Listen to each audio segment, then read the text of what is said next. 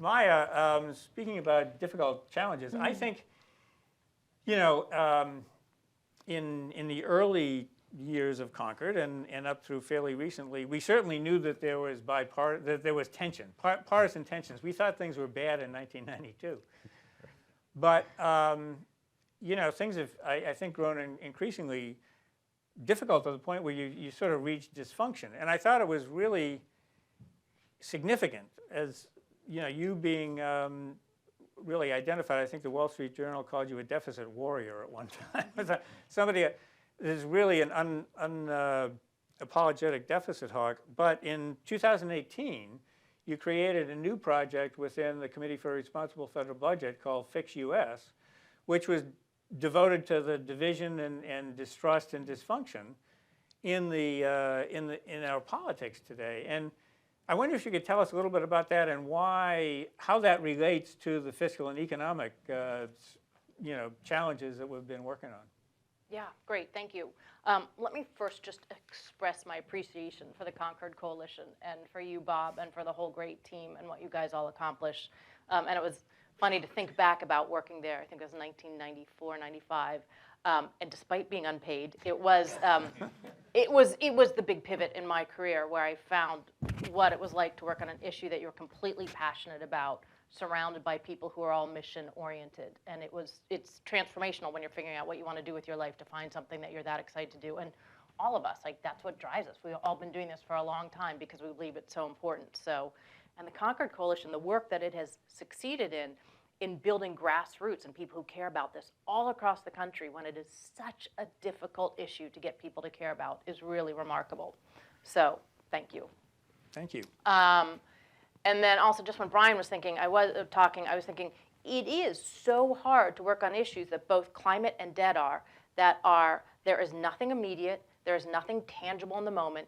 You actually aren't convinced it's really bad, right? The past 10 years have not been good for making people recognize why fiscal issues matter, as interest rates have plummeted and inflation was nowhere to be seen until recently.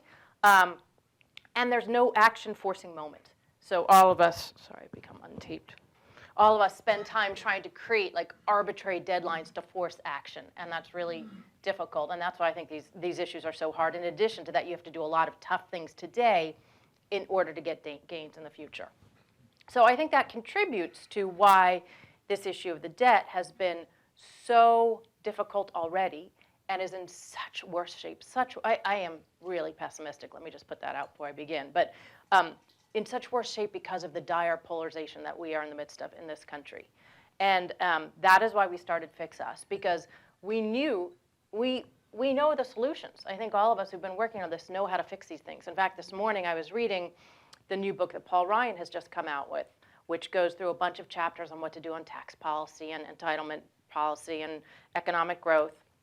And it's a right-of-center book, so you add a little bit of left-of-centerness to it, and you have all the solutions that are right and that we've known for a long time. You've got to deal with entitlements, you've got to have pro-growth tax reform, you have to cap spending so it's not growing too quickly, you need to make the appropriate investments. We know how to do this, but we can't get it done.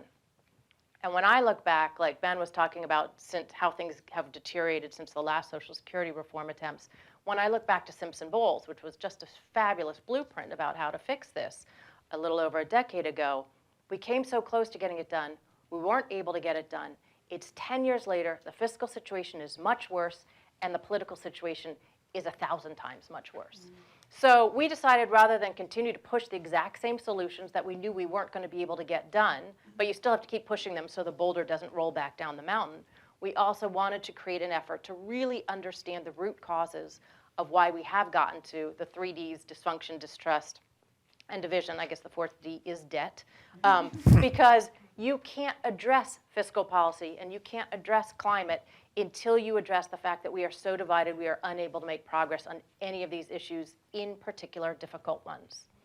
And just to kind of see the parallels, in order to get a big fiscal deal, a grand bargain, or even, frankly, a tiny baby step in the right direction, you need a Congress that is willing to focus on, like we just said, the long-term gains rather than just the immediate gains. And polarization makes that worse. You need a Congress that's willing to focus on good policy instead of good politics. We know how to fix Social Security. It's just that politically, it's so easy to demagogue it. So, so easy that we haven't done that, and we've, as a result, jeopardized all these people who depend on it. So we have to figure out the way you care about good policy over good politics. This is a tough moment to see how that's going to work. You have to confront trade-offs. And in a world of tax cuts pay for themselves, MMT, and this is so important, we can't possibly pay for it. Instead of the obvious, this is so important, we've got to pay for it. But in those free lunch approaches, there is no need, and in a world where we don't bother to pass budgets at all, right? It's not even, like, no one even notices that we don't pass budgets anymore, but there's no place that makes us confront trade-offs. That's the same as this Congress. They don't want to, the past years, they don't want to deal with dealing with the trade-offs, confronting those at all. And finally, we all know it requires compromise. It's going to take entitlement reform, spending cuts, tax increases. You're going to have to compromise on every one of these policies. And yet, with the extremes that exist in this polarized world right now, compromise has become a bad word. I never thought I would see that happen. And so we just felt like we had to put some share of our effort into looking at how we got to this moment, and hope in studying that may help us figure out what strategies will help us on the fiscal front.